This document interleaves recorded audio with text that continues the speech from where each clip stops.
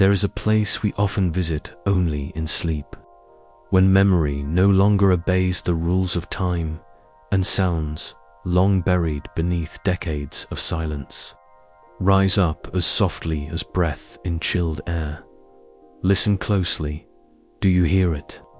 A hush, not the silence of absence, but the gathered stillness of 100,000 hearts, waiting for something to begin, not with thunder, but with a whisper on the cinder track. It's Berlin, August 1936.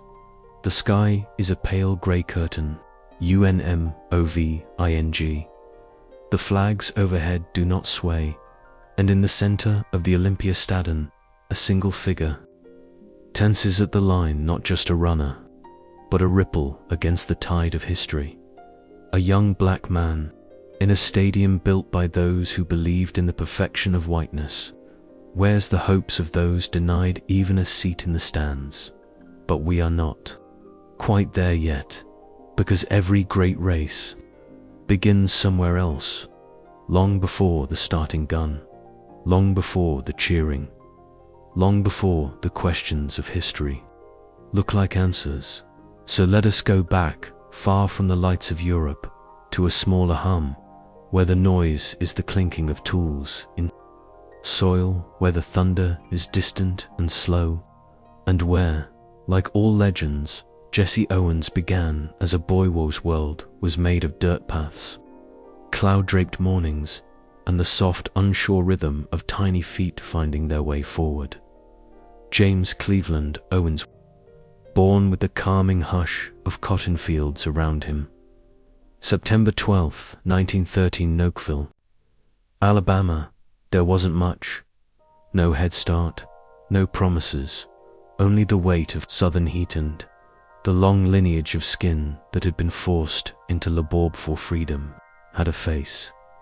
He was the youngest of 10 children, a quiet boy with soft ice and lungs that often failed him.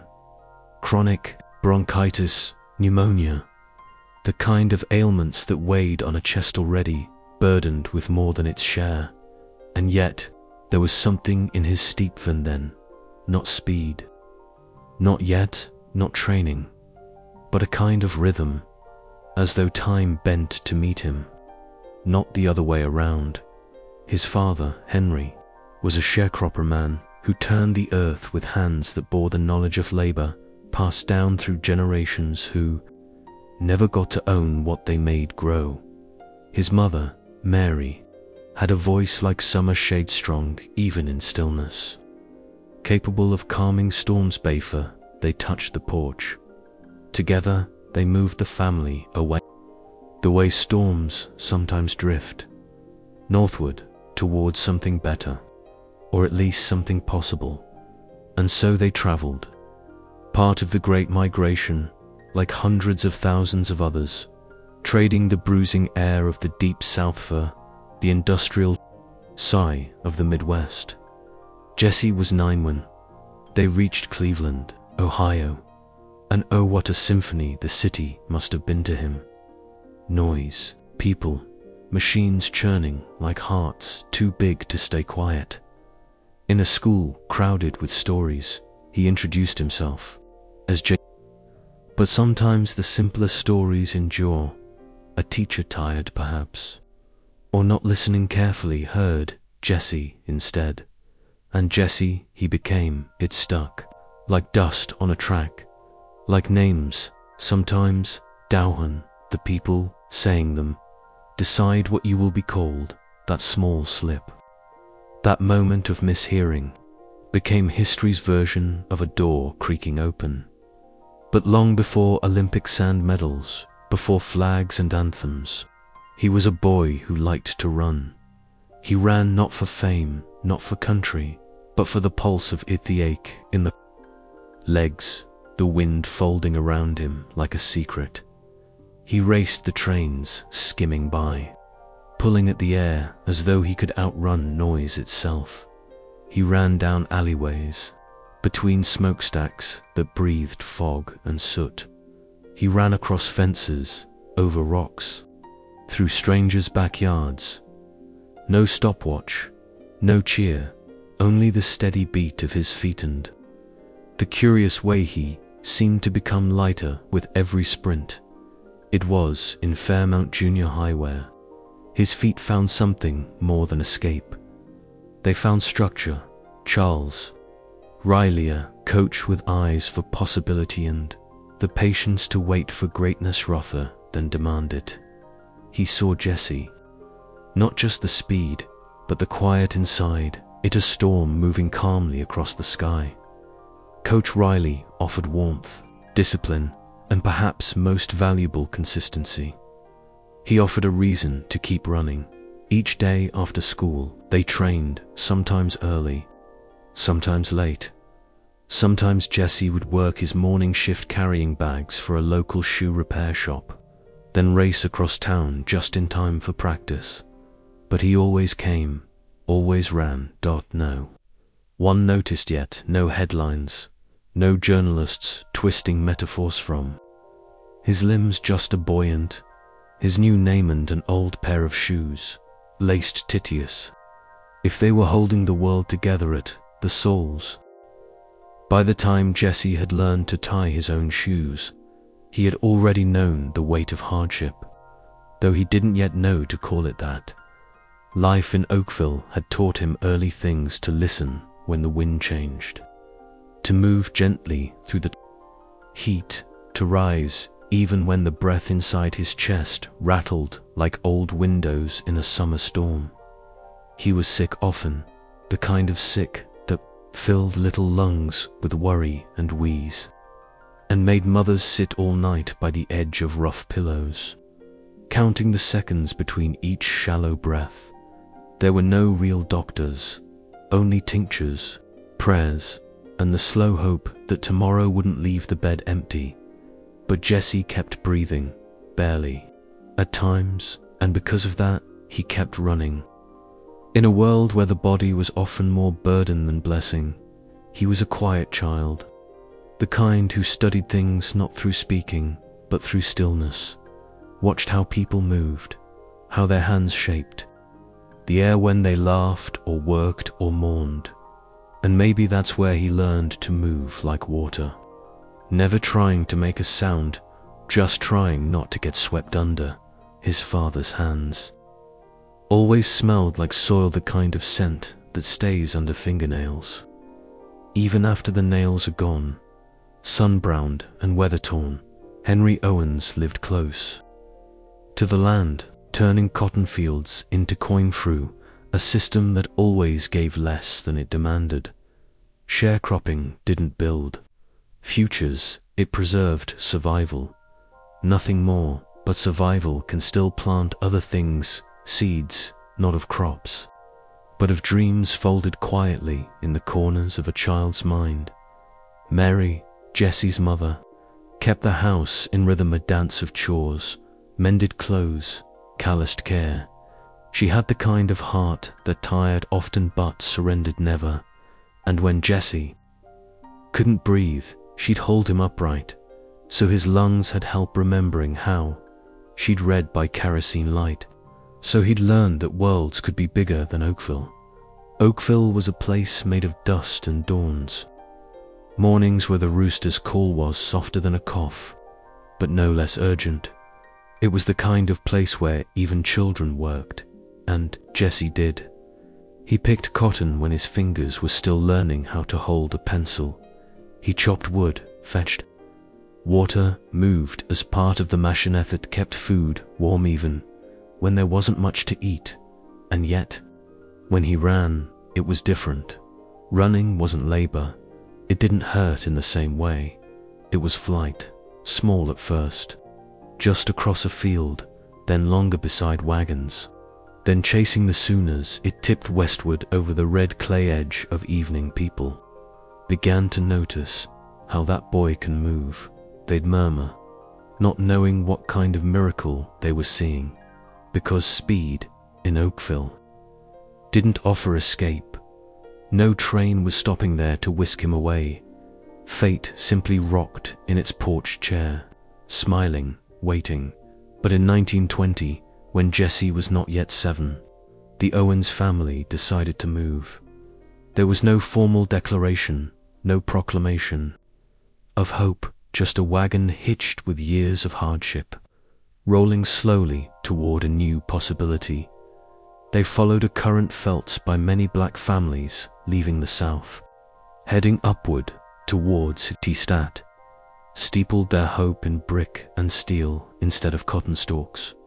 The Great Migration wasn't one trail but a million breaths drawn in unison, people stepping out of shadows, even if into new ones, and so they arrived. In Cleveland, Ohio was cold in ways Jesse didn't understand at first, not just the weather, but the chill in encounters, the abrupt stares, the way even mouths that smiled hesitated before doing so. But Cleveland also said with the steady hum of motion railways, streetcars, smokestacks, painting new skies along the lake. It was a different rhythm, and Jesse would learn to match it. He enrolled in Bolton Elementary School. Green surroundings turned to gray brick. Open fields were replaced with alisand, the dust, changed flavor tasting now of stone and soot.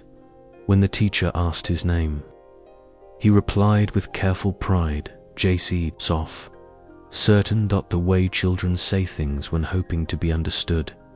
But the teacher heard wrong, or maybe she didn't. Names, in their own way, always arrive from the mouths of others. And so Jesse was written down, and Jesse he became. It wasn't argued, wasn't corrected, just nodded into being, like a new name had always been waiting behind the old one, ready to begin the race. He was still small, still quiet, but now beginning to assert presence. He liked to move, ran more often than he walked, sometimes just to feel how far the sidewalk stretched, sometimes to see how long he could hold his breath while sprinting. He ran barefoot or in hand-me-down shoes, ran through neighborhoods dense with laundry-lined sand streets that cracked under factory weight. Everything in Cleveland felt fast, but Jesse somehow still felt faster. Running became more than fun. It became need, something found when everything else asked. Too much, the kids noticed, the teachers, and finally, Coach Charles Riley. Fairmount Junior High wasn't fancy, but it had a track team, and Riley had a calm gaze, one that didn't startle easily. Even when a boy shot by like smoke, he asked Jesse to join. The invitation was light, just a question, like a pebble dropped in water, but its ripples. Lifelong, Riley became Jesse's compass. He cared for form, but more than that, he cared for Jesse, not just how he ran but why. He tailored Jesse's workouts around his schedule, because Jesse still worked mornings, delivered groceries, shined shoes, carried coal. The mileage on his legs didn't begin with warm-ups, and Riley understood. He didn't scold the hardship, he worked around it, training in the early morning car. Just as the last school bell melted into the dusk, Jesse would arrive breathless, always polite, always ready, and then he would run under Riley. His stride found geometry, his start found stillness, and his speed found purpose. It wasn't about winning races yet, it was about rhythm, the click of heels on track, the clock turning its face for just a second too long in those quiet practices on fields still damp with dew. Something ancient stirred, not yet history, not yet legend, just a boy carving time from seconds that never saw him coming. It began, as so many stories do, in the quiet hallway of a high school East Technica, Cleveland. Jesse was still growing into his body, still learning the path his legs liked to take one. The world stopped pulling in every other direction. There was a worn oval track near the school, not perfectly kept, not measured in meters, but in footsteps and sweat. And on that track, Jesse began to move like the wind had finally remembered its name. He was thin, barely taller than his teammates. Yet when the starting pistol cracked, he was going faster than eyes could measure the blur. It wasn't just about speed, it was how he moved. Graceful as a falling left that somehow never touched the ground. Coach Riley kept pace in spirit, watching as the boy they nicknamed the Buckeye Bullet began shattering more than just times. He shattered expectations. Track meets became stages. Spectators started arriving earlier, staying later just to see Jesse run, they whispered. That Owens boy, ... As if he were a rumor passed from one hopeful breath to another, he broke state records with the kind of ease that made people wonder if the clock was broken. But at WASN, single quotes, it was just learning to move at Jesse's pace. But fame, if it can be called that, came with quiet barbs. Outside of the field, he was still a black teenager in an America that praised his legs while looking past the rest of him. He couldn't eat at certain diners, couldn't try on shoes in several stores. He was both rising star and invisible boy, pending on the direction of the gaze. Even so, he did not complain. He laced up his shoes, drew in the morning's chillers if it were fuel, and ran after high school. There were offers from all across the country, letters heavy with institutional pride, yet light on promises they could keep for a black man in the 1930s. He chose Ohio State, a name large in author. Perhaps it could carry his further than any bus ticket ever could. He became the Buckeye Bullet, there more than a phrase, less than his whole story at Ohio State. His genius ignited, but even there, fame and fracture coexisted. He traveled with the team, but ate alone. He ran for the school, but slept in separate lodgings. He was the fastest man alive, but slow to be welcomed. He bore it the way he bore everything, quietly, with the poise of someone who understood that some victorious errand, measured in clocks or cheers. His days were split bet, wean class, training, and labor. He showed up to races, still smelling of shoe polisher gasoline from the gas station where he worked nights. He'd strip down, step into his spikes, and let nothing, not sleep, not hunger, not the weight of another man's prejudice. Lohim, Ann Arbor, Michigan, May 25, 1935. The day begins as any other might. A restless sky, a track still damp from the night before. But history has a habit of arriving.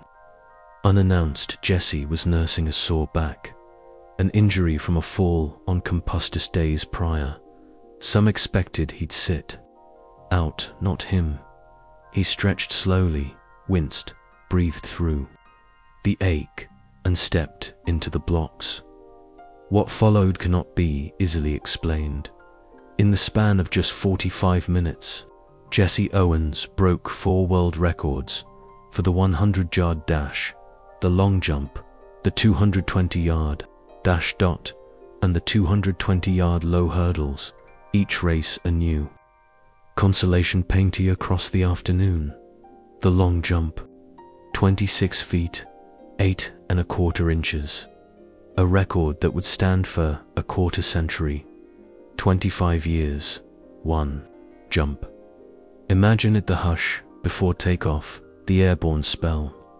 The moment his foot left Earth's, though gravity simply let gout of respect. It wasn't just the speed, it was the grace of it. The timing of every joint, every breath measured like a hymn hanging in churchlight. Spectators did not roar. Not at first. They gasped, because what they saw was not human accomplishment, as much as a glimpse at what a soul might look like. if it turned into motion. By the end of the meet, coaches couldn't speak. Students wept.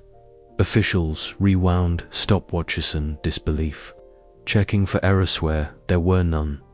Jesse simply stood, mud splattered and silent, off to the side, catching his breath, as if he'd only just begun. He did not smile broadly, did not raise his arms. He waited, unmoved by what others named historic. Because for Jesse, the race was the reward. The stillness afterward its own kind of victory. It was only later, as headlines circled the country, as reporters dug their ink into adjectives trying to keep up, that the day was named. The day of days. In 45 minutes, he had bent time, shaken the spine of record books, turned cinder into cinema. But even then, there were no endorsements waiting, no shoe deals, no parades winding through cities with his name in Gaia Lands. The world had seen him, celebrated him, and then as quickly as he ran, returned to its regular pace. But something had changed. Jesse Owens was no longer the fastest man. He was the standard by which speed itself would be measured, not with noise, not with swagger, but with the same quiet he carried as a boy racing trains across back alleys, where no one but rusting fences sound the sky saw him pass. It was 1936, and the world, tender in places and hardened in others, leaned restlessly towards something it could not yet name. Across oceans, in cities stitched with the tremble of unrest, flags began to raise, not just colors, but ideologies. Red, black, white. In Berlin, those colors wrapped around a swastika, stretched above towers, curled into the edges of every stadium seat. Germany had been awarded the Olympic Games not just as a right, but as a message, a display, a theater for power disguised as pageantry. And Adolf Hitler, now Chancellor, saw in those games a chance to present his vision etched in marble and uniform. Reich, rooted in supposed racial supremacy, the world watched with unease. Some whispered of boycott, others voted with silence. But even silence, when layered deeply enough, becomes an answer.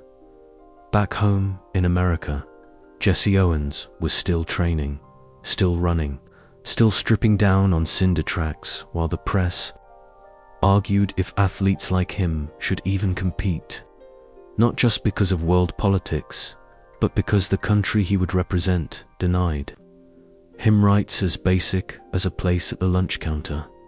Some said, "We cannot race beneath those banners." But others said, "If we do not race, then what hope is there?" Jesse did not raise his voice. He ran. He did not enter debates. He trained, because somewhere inside him, perhaps deeper than thought, was the knowledge that presence could be protest, and that sometimes simply showing up was its own kind of storm. Was chosen for the 1936 US Olympic team, not because politics had softened, but because madness cannot ignore excellence forever. Even the most prejudiced eyes, when faced with brilliance, blink in reverence if only for a moment. Jesse's stride had become a kind of defiance, too powerful to exclude. But the road to Berlin began not with medals, but with a boat. The Manhattan carried the American Olympic team across the Atlantic in July. The ocean was steady, the mood not always. Black and white athletes shared decks but not cabins. Laughter sometimes skipped across the breezes, but in low tones, careful not to raise too much comfort. Jesse kept mostly to himself. He was not there for the spectacle. He was a man of measured breath, a metronome in motion focused less on where he was going and more on what he would do when he arrived. And when they disembarked, When his foot first touched German soil, Berlin folded around them like the set of an opera whose actors didn't yet know they were playing parts in a tragedy. The city gleamed, sidewalks were swept clean of chaos, streets lined with banners dressed in uniformity, the air structured, manicured, rehearsed. Hitler's Germany had polished its image for global inspection, but beneath the surface, eyes still searched certain faces with suspicion. Laws still named some lives as lesser. For Jesse, it was strange terrain. In America, he had trained under the shadow of segregation, endured a life where talent was not protection and where applause ended at the city limit lines. And yet here, in Nazi Germany, he was at least, for now, praised by the very people who had built a government upon exclusion. It was disorienting.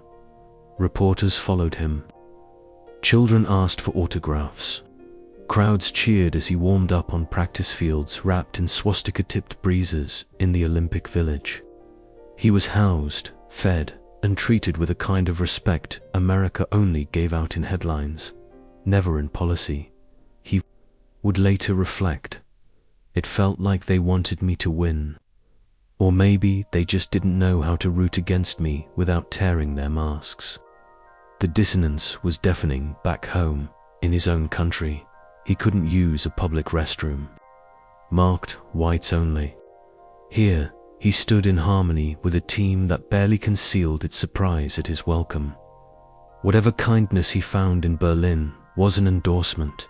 It was performance, a show designed for the world to see tolerance in a place built on its absence. But Jesse did not unravel. He sharpened, he steadied, he listened to every footfall on the track, like a drumbeat from something older than hate, older than borders. For him, sport was never spectacle. It was language, it was prayer, and he had learned long ago how to pray with his legs when his mouth might betray him. Every morning, he rose early, jogged the perimeters of the village while others still slept, his breath forming small clouds. In the dry morning air, he stretched in shadows, warmed up in silence.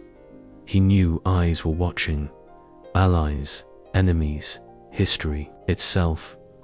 But Jesse had never needed applause to feel seen. He only needed the starting line, and it was getting closer. The first sound is not the cheer, it is the inhale, the world drawing breath as one, a thousand throats gone suddenly silent, a stadium still as stone. Then the starter's pistol cracks not like thunder, but like a pin dropped into memory, and Jesse. Owens moves. He doesn't lurch, he rises, peels forward like the wind, remembering its way, 8 runners on the cinder track, canned just for a heartbeat. They are all equal before gravity moves aside, before time stumbles, before Jesse finds the lane that only he can see. The 100-meter dash lasts little more than 10 seconds. But those seconds are taller than most days. They carry more weight than miles. Owens crosses first. Gold. The crowd erupts.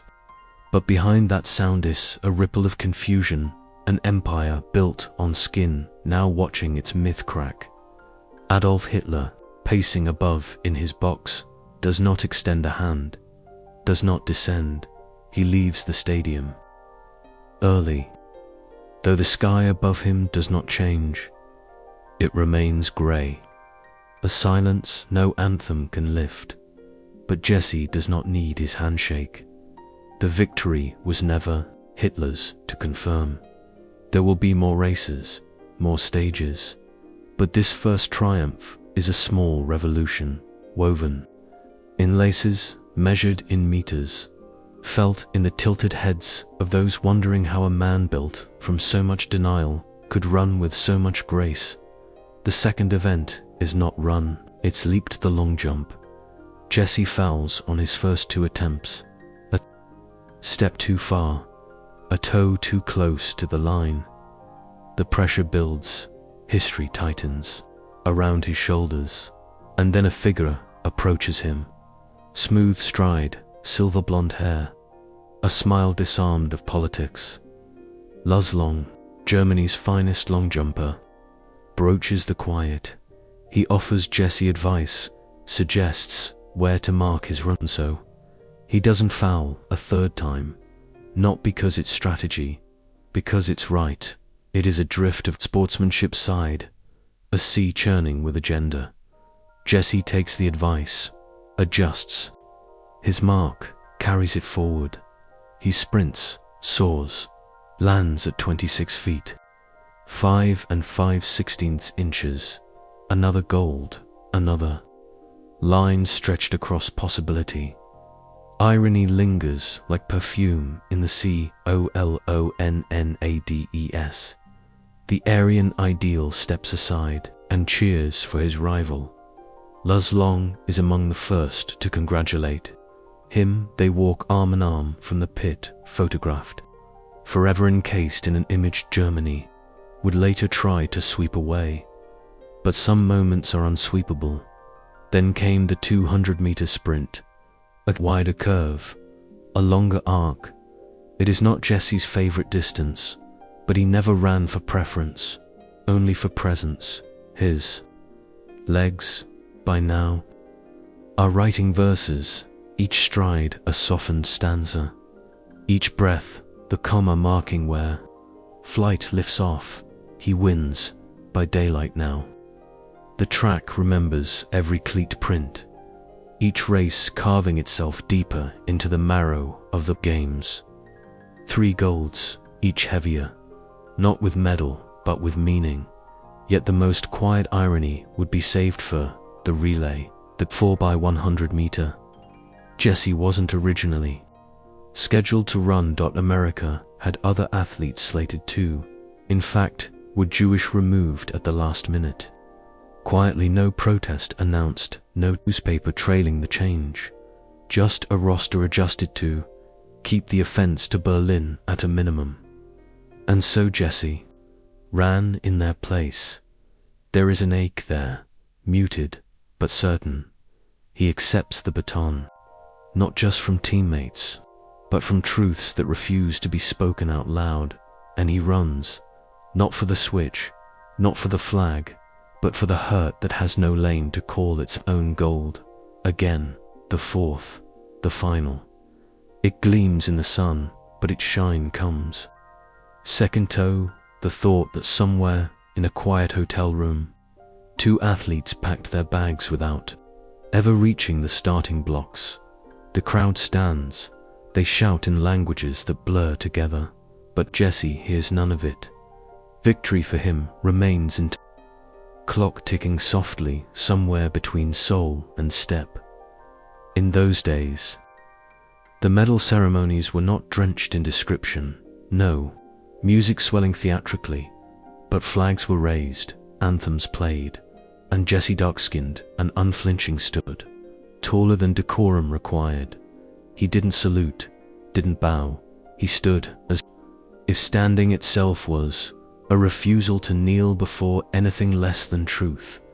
Each medal weighs differently, not in gold, but in history. In contradiction, Berlin had tried to write spectacle, but Jesse Owens had brought gospel, and that gospel was Speridacris, the bleachers, beneath the flapping of banners, through whispers in balconies. The lie had lost, not with gunfire, but with feet. A cinder track, and in the silence between winners' anthems, the world kept listening. The ship brought him back with trophies, but it did not bring him back to a changed country. There were parades, yes, marching bands spilling brass through the streets, streamers fluttering like captured applause rolling through Harlem, down Broadway. His name was printed beside the word victory on headlines folded into morning coffee cups and forgotten before sundown.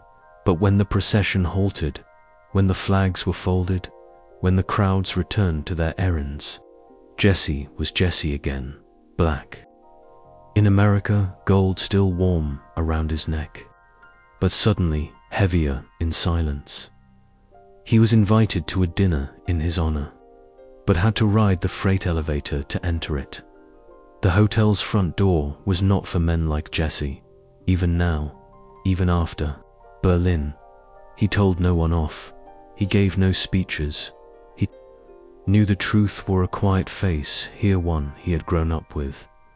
There was no invitation from the White House, not then. Roosevelt, desperate for re-election, did not extend a hand that might deter Southern voters.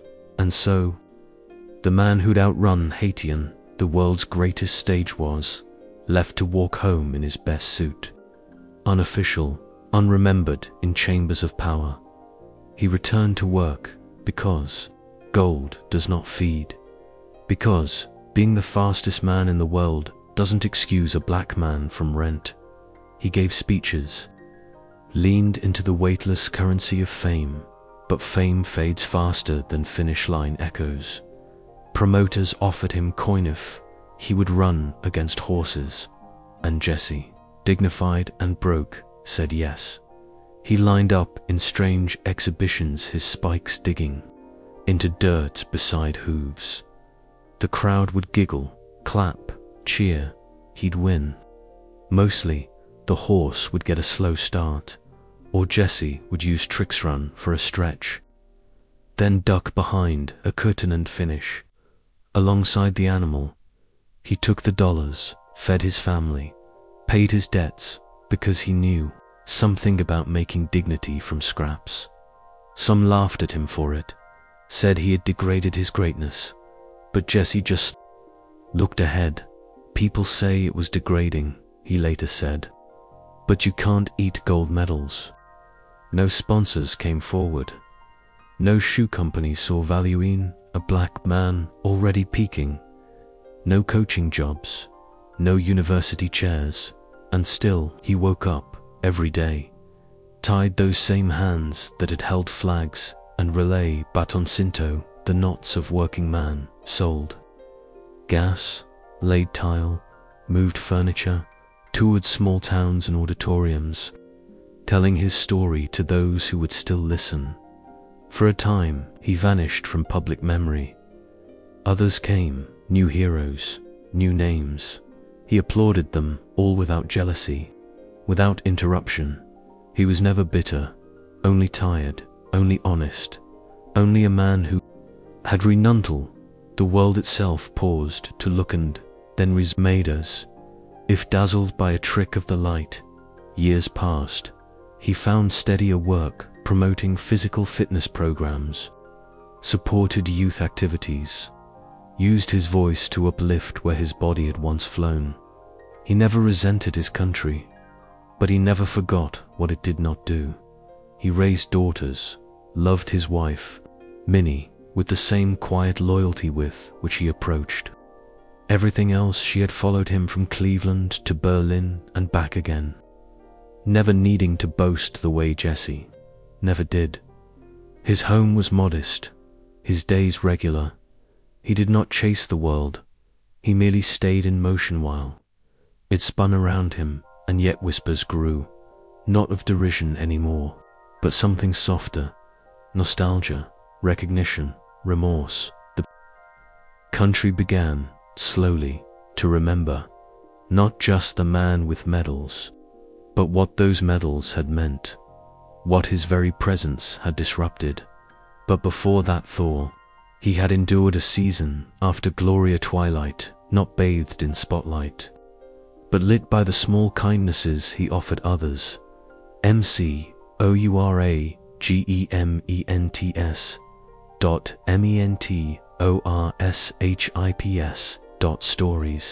Shared gently through the passing years. He aged without spectacle. The lines in his face lengthened, but his voice remained warm, comma measured. He was calm in obscurity, gracious in forgotten corners, as if he'd always known the loudest thunder comes not with return, but remembrance. And by then he had become something else, not icon, not martyr, but a quiet testamento how greatness doesn't stop when the cameras do. When they stopped asking about his records, they started asking about his dignity, and Jesse, gentle, even in recounting pain, became something more powerful than the fastest man alive. It comes slowly, recognition, like seasons changing just behind the eyes. Before leaves fall or snow gathers, you don't see it happen, you feel it, a soft drift, a shift. Jesse was a grandfather now, his daughters grown, his lap filled not with medals, but with the small weight of grandchildren. As Skingwit, it meant to be fast. He didn't tell them about Berlin, not unless they asked, didn't boast of 4 golds, didn't say his name into mirrors. He'd just laugh, press a hand to the top of their heads, and speak in the same rhythm that once matched his stride. And America, at long last, began to blink. There were documentaries, articles, formal apologies, hidden between the lines of late-night talk shows, and remembrances read by those who weren't there but felt the wobble in their foundations each time. His name was said aloud in 1976, a ceremony, small by comparison to what he deserved, but real enough to fold history back into itself. President Gerald Ford offered Jesse the Presidential Medal of Freedom, not just for his speed, but for what he had endured without lashing out for what he had carried inside. When the cheering died down and the ignorance returned, he stood in the White House where once no invitation was sent. The light staining the window pane snow fell on his shoulders as if to say, "We almost forgot, but we remember now." He accepted quietly, his eyes steady as always, looking not back in anger, but forward into grace. More honors came, a street, a statue, more speeches at banquets filled with names that once never said his college. Halls invited him to speak. Schools taught his story, not just the golds, but the grey between. Children raised their hands to ask how it felt to fly, and Jesse, ever gentle, told them it wasn't flight, it was faith in legs, in breath, in morning, that you rose each day, laced your shoes, and simply prepared to be seen.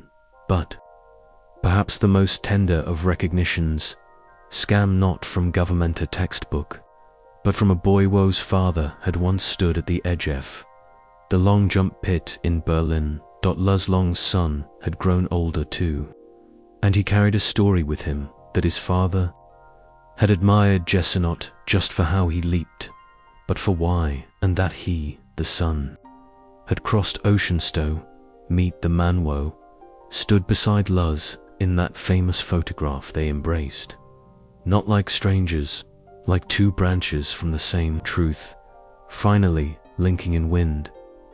Jesse did not weep, but his voice shook like a flag touched by memory.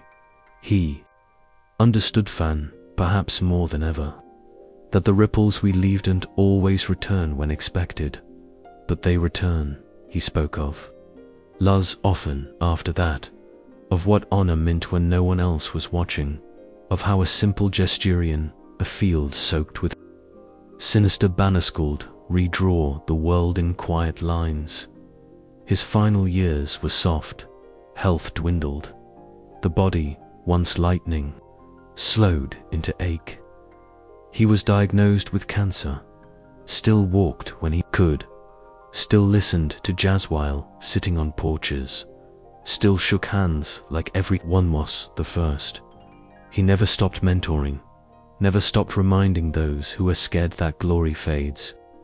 But goodness if practiced faithfully glows, even in shadow. When he died in 1980, he wasn't running anymore, but the world, by then, was still catching up. Presidents attended his funeral. Athletes blessed and burdened by his path spoke into microphones about what it was to run back as Jesse once did. No statues could quite summon him, but they tried. No tribute had enough rhythm, but they played anyway. And somewhere, just beyond ceremony, a quiet truth stood. As Jesse once did, hands folded, eyes steady. Then, the track is quiet now. No crowds, no spikes tapping their warnings. No echo of the starter's pistol carving through grey sky. Just wind, weaving through the empty Tearsoff, a stadium whose glory has long seeped into silence. Somewhere, the cinders have crumbled, weeds teasing between the old lanes, concrete cracked in soft curves where the curve once held stories. But if you listen deep enough, still enough, you may hear it, not a sound, but a memory shaped like one. The brush of feet of fast for gravity, the kind of movement that never quite lands, that still vibrates through time like a song so distant. You feel it before you can name it. There is no statue that catches it, no scoreboard that recalls it perfectly. It lives in motion, tucked into the lungs of runners, born long after the wars, in coaches who whisper stories before the warm-up, in hands tying shoes with reverence. They run now because once someone ran when the world dared them not to. Jesse Owens did not ask to be a symbol. He did not seek the language of monumensa, the weight of legacy.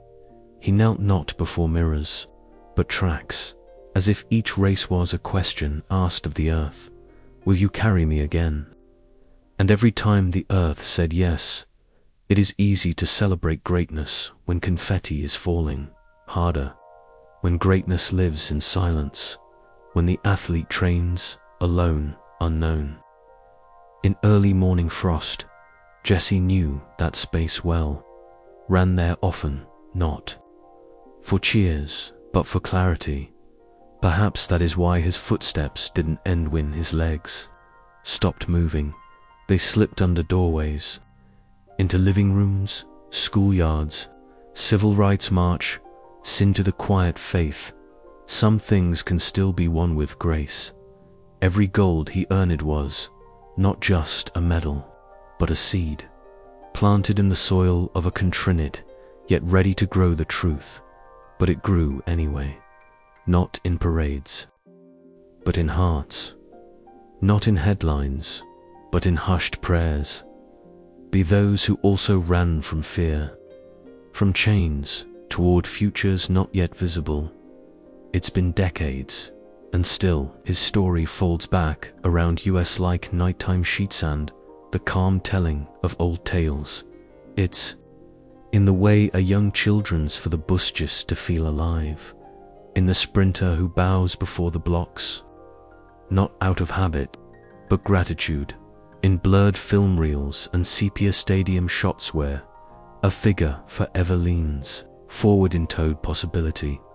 He is not gone, not entirely, because motion never ends. It slips into history's bloodstream, and there it pulses, even now, even when no flags are raised, even when feet are still. Perhaps courage, in its truest form, doesn't arrive with noise. It does not shout, it does not wear crowns. Perhaps it whispers. Perhaps it comes from a boy in Alabama, too sick to breathe sometimes, who learned to run so fast, even time turned to watch. And in dreams, somewhere between sleep and morning, you can still hear it his footfall, light as a ghost, carving one more lamento, the darkness. Still running, still reminding, still here.